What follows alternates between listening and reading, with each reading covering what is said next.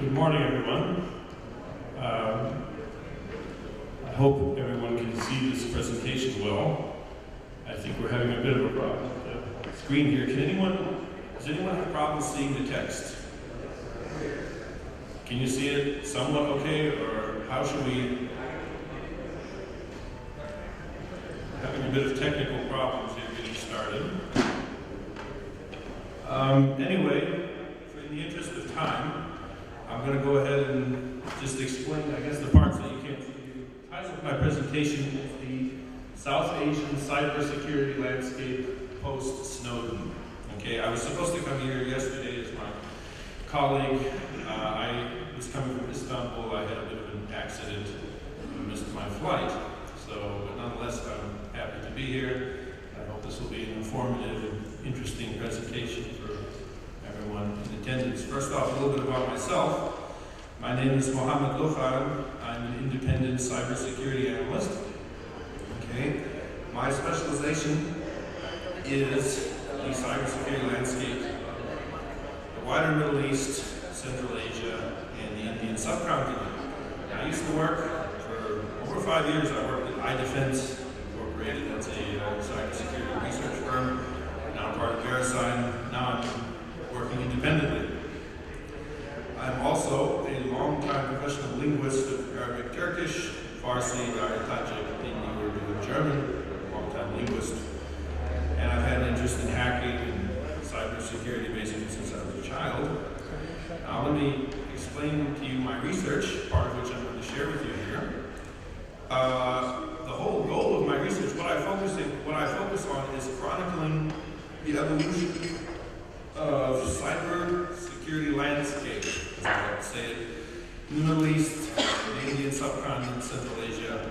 I try to study that, chronicle it, put together the whole record for historical, analytical, and other purposes, cybersecurity related purposes, as best as we can.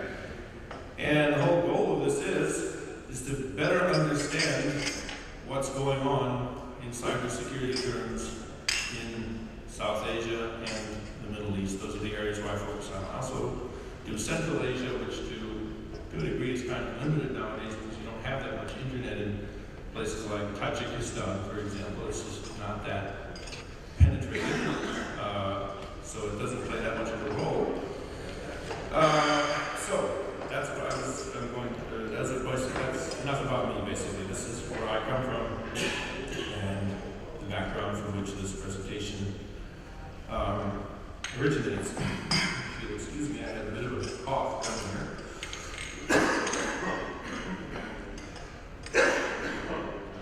That was a little present from Abu Dhabi. I came down with some sort of cough. I don't know what it was. Happy that they didn't detain me at the airport here.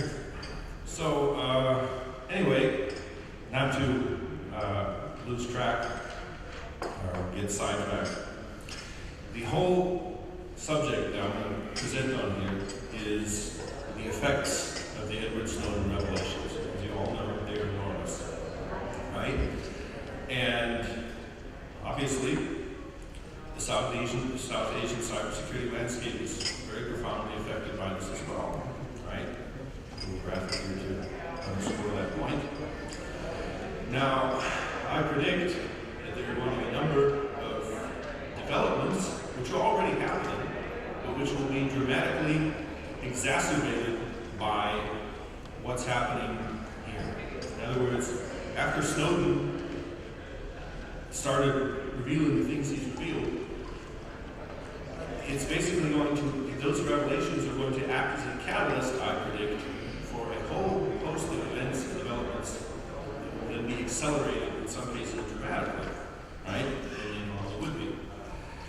And what I mean by some of those things, for example, would be national internets in which countries can better enforce their respective laws, control sovereignty in general, especially protections against eavesdropping. What I mean by that is, for example, nowadays, I don't know if any of you all, living in Turkey, I live in Istanbul, and we're, of course, very closely tied economically to Germany. And oftentimes, I lived in Germany for a long time as well. I grew up there, and I very frequently read the German press. I visited Germany quite well, and I read very interesting things in the German media, Spiegel, for instance. People not too happy about Angela Merkel's phone number, her direct prime ministerial phone, having been monitored for over 10 years by the NSA.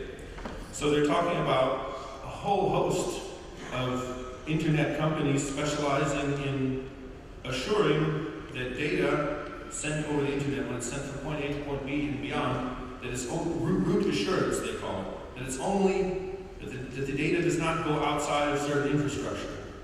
So there's enormous increase, uptake in public discourse on that subject, right? Germany is not alone. We have the same thing in France and other European countries, also the Middle East, Saudi Arabia, Iran, of course. You have examples of these type of domestic internets here. And I'm talking about like internets. Here you can see the German article here. Internets is internet Germanized, basically. Now they're talking about that as an example. Of course, then we have the Iranian internet. I don't know how many of you all were aware of these enormous DDoS attacks and everything that happened last year against these American banks, and how there was all kinds of talk that basically Iran was behind the supposedly Arab group that was organizing that. That's still a matter of dispute and ongoing discussion in the cybersecurity community. But that was an issue, right? Well, Iran, in that context, why did I mention that? Because Iran itself, ever since the Stuxnet incident, and I'm quite sure everyone is aware of that, the Stuxnet incident caused Iran itself to refocus enormous energies. I mean, there were presentations and conferences about cybersecurity throughout Iran. There was a month-long cybersecurity event, a month-long, imagine an entire month of events like what we're having right now, an entire month in Iran trying to highlight cybersecurity. There's an initiative over there, the Iranian halal internet. Of course, they've been talking about that forever and ever. It still hasn't taken off. But what I'm getting at here for our purposes here, for this purposes of this discussion, they want to have their own internet. So what I predict here is that in the context of South Asia, as well as the Middle East and certain other parts of the world, we're going to have more calls for indigenous internets come about. That's a very, I believe that will be a very important outcome of the Snowden revelations. And we have also copycat, I guess if you could call it that, copycat acts going on. You know, after PRISM, as revealed by Snowden, a lot of other countries, such as right here in India, we have the National Cyber Coordination Center rolling out its own program. And I've been, of course, part of my job is when I analyze these events, aside from spending endless amounts of time in hacker forums and talking to hackers and so forth, a lot of it's just, my job just involves reading the media and seeing what's going on. I see a lot of controversy about that here, right here in India, about the whole issue of what the National Cyber Coordination Center is doing. So I predict that you can see right here basically that the Snowden revelations, I predict basically that these types of activities will be accelerated dramatically. Now we go to our neighbor in the Northwest, right?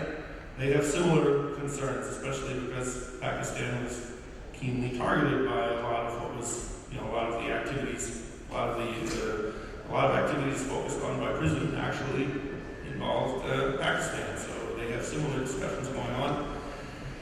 And then you have, of course, and I saw this quite recently, talks of possible treaties between India and Pakistan preventing targeting of nuclear installations and so forth. In other words, like a no-spy, a limited no-spy treaty. I think that's wishful thinking. But you heard it discussed. Try not to laugh too much. So, moving along, what else will happen? More state actor hacker groups. That's another prediction I'm making here. We have a lot of these huge activities. You know, we just got done talking about how a lot of sort of copycat acts will be happening. A lot of other people say, well, if the United States is doing it, if Russia is doing it, let's also do it ourselves. Well, a lot of countries, the fact is they don't have the necessary resources to do such programs innately in their own, government resource house, however you want to say it. So they will turn to already existing hacker groups, co-opt them, cooperate with them in various different arrangements. And I'll give you some examples from the Middle East, neighboring cybersecurity landscape, which I study so often. You can see, for example, the Syrian Electronic Army, or rather the Syrian Cyber Army, as I prefer to say it, it's a more accurate translation. Syrian Electronic Army is a very literal, and in my opinion, less accurate translation. Okay? You see Mr. Ali Farha here, he leads the Syrian Electronic Army. You can see a nodal analysis diagram here. I really wish that the presentation screen looked better. It looks so much better on my screen, but come as it may, we have to deal with it. Why do I bring this up? Because Bashar al-Assad, how many of y'all have been following what's been going on in Syria? Are you all, I just wanted to get sure, so you'll have a decent idea of what's going on. You have Mr. al-Assad wanting to stay in power, Iran backing him, Russia backing him. You have a web of national, transnational interests here. Bashar al-Assad, part of his defense has been cyber on the online front. This right here that I'm showing you an example of, however blurred an example it may be on the screen, this is his frontline apparatus to, as it were, fight his war in cyberspace, the Syrian Electronic Army, right here. And I predict that we'll see more organizations like this taking place. In other words, taking shape, developing and so forth, and fighting on behalf of whatever government or state actor they're fighting with. And as you all know, Syrian Electronic Army targeting Al Jazeera, all sorts of news media outlets, Twitter was hacked. They even affected the stock market in the United States. Well, you don't remember that incident? They sent out a tweet, a bogus tweet, and it caused significant fluctuations for a while in the U.S. stock market. Power of these attacks, yes?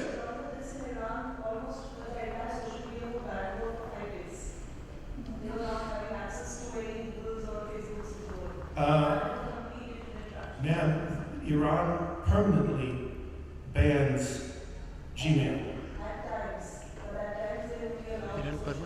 Almost always in Iran, I have many friends in Iran.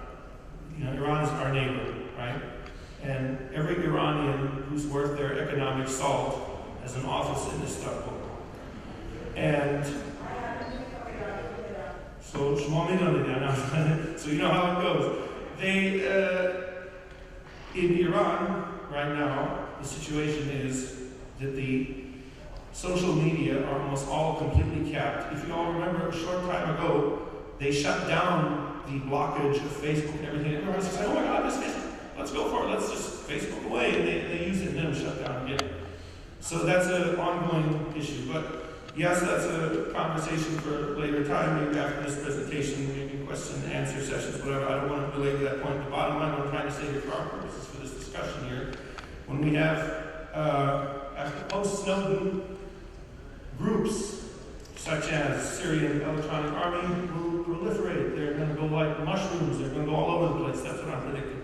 So, going along further, we have Iran, right?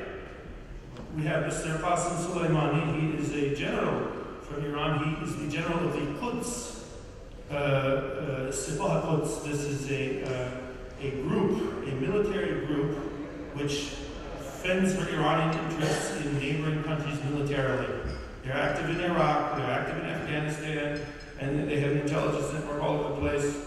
Mr. Qasem Soleimani and his people are known, according to a Deutsche Welle report, many other reports, to provide cybersecurity related services and training to Syrian government units. So this ties into what I was saying here. You will have militaries, organizations pairing up with hacker groups. I predict after Snowden, this is going to proliferate. It's going to be an enormous catalyst. There's going to be some very profound developments in the cybersecurity landscape here in this region, as well as in the wider surrounding region. I've said it. I don't want to belabor that point too much. You can see some graphic examples. This is Mr. Pasta.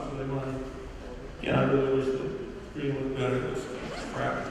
But anyway. Okay, the base ingredients, what I just said, for this type of stuff to happen are already here. If you don't think it could happen in places like India, Pakistan, and so forth, well, the base ingredients are already here. What do I mean by that? I'm sure you all can see here. The Indian Cyber Army is one such group, Pakistan Cyber Army, all sorts of groups that could be potential candidates if they are not already. In fact, doing so, raw material right here for hacking groups, hitherto existing hacking groups to become full-scale pro-state actors functioning on behalf of a particular government. So, moving along here, in the post-Snowden world, we recently had a meeting between Brazil, Russia, India, China, and South Africa. And they're talking about lessening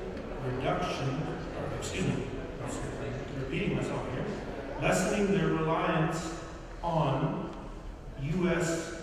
technology, internet-related technology, routers and so forth should be domestically produced, not imported from Cisco in the U.S. We've seen these sorts of discussions already. We've seen what I'm predicting as a result of, after Snowden, this whole drive for domestic, for different countries to have their own sort of quasi-independent state or complete independent state, if they could ever achieve that, I predict that will also increase dramatically. In India, I've researched the cybersecurity landscape of India, for example, the Huawei incident, all the Chinese espionage attacks against India that everybody's heard about. I believe that after the Snowden revelations, that will be dramatically accelerated. There will be really a push to generate more domestic, whether it be India or any other country, Pakistan or any Middle Eastern country. Basically, what I'm saying here is not exclusive to the South Asian cybersecurity landscape. I believe it can happen basically anywhere. These Snowden revelations will exacerbate this trend dramatically, or, exacerbate is kind of a negative overtone, but it will basically accentuate, propel that trend. And basically, you all know that the United States made a long rhetoric, a lot of rhetoric has been coming forth from the U.S. about China spying against the United States. Well, it turns out that the United States, according to Snowden, has been targeting Tsinghua University in China. And that is a very important research and development university in China. Well, the U.S. has been interested in that very much. And basically what it confirms, everybody spying against everyone. It's just a big racket. It's a big damn mess. And Snowden revelations, especially for those of us who've ever worked in intelligence communities before, if you've delved into this, we kind of already knew that. Now it's out. The cat is really out of the bag. It's been kind of out of the bag sometimes. It sticks its head out of the bag in the past. Meows here and there and says, okay, well, here I am, but now we really know that cat's out of the bag. So, I also make another prediction that after, I've been told here to speed up, and I will quickly accelerate here because sometimes lose track of time, especially after Stuxnet, SCADA attacks have been high on the agenda. I did not want to finish this presentation without mentioning SCADA. I believe that SCADA, and the desire to make SCADA hacks, successful SCADA hacks, as a sort of militarization, true militarization of of cyber space and the ability to really put teeth, as it were, into hacking attacks and things. You know, I mean, think about it. You know, when Pakistani hackers attack Indian websites and deface them, there's only really so much. You can only take it only so seriously.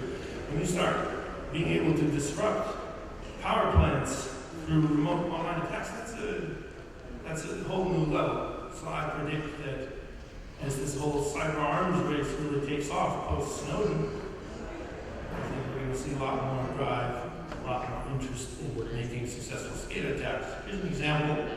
Sure not to be a bogus example, but nonetheless an interesting and informative example.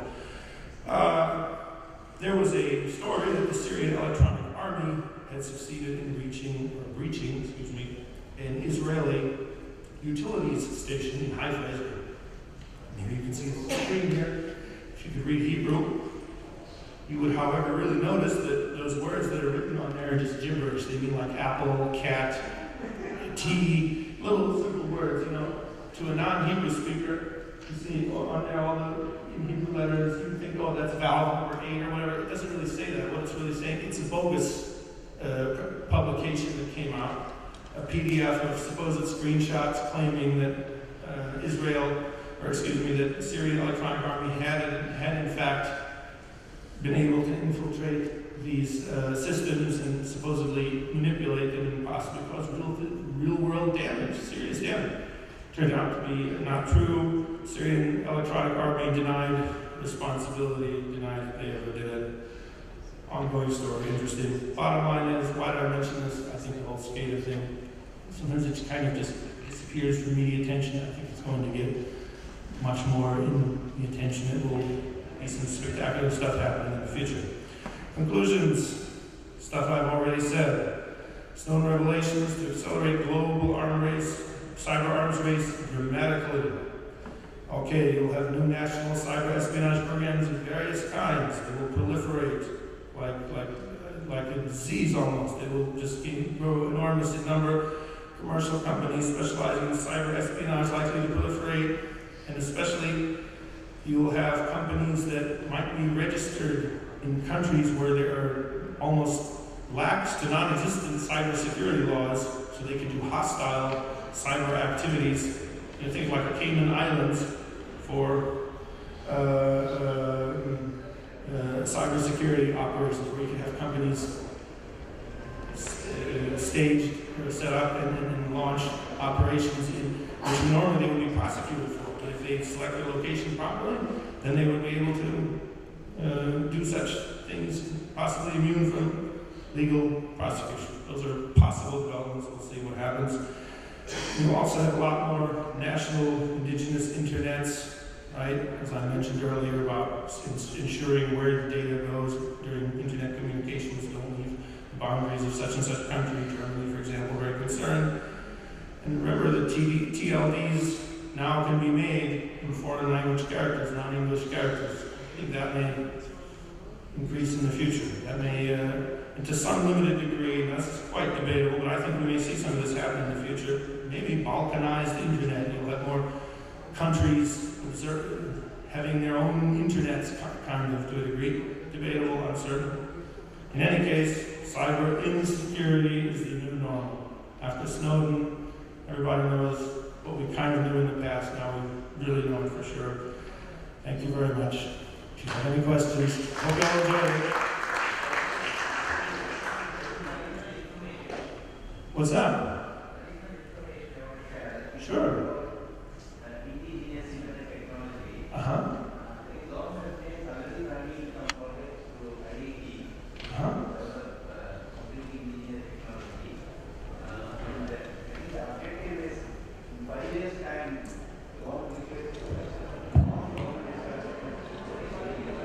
Yes. I've heard, as a response to that, I've heard, in my course of studying the cybersecurity landscapes that I study, when I focus on India and Pakistan and the whole subcontinent, I've seen some of the efforts that India has been doing to develop its own indigenous technologies. I find it absolutely fascinating, especially as a linguist at heart, by training I'm originally a linguist. I find that stuff absolutely fascinating. I should be very very much look forward to seeing it develop and flourish.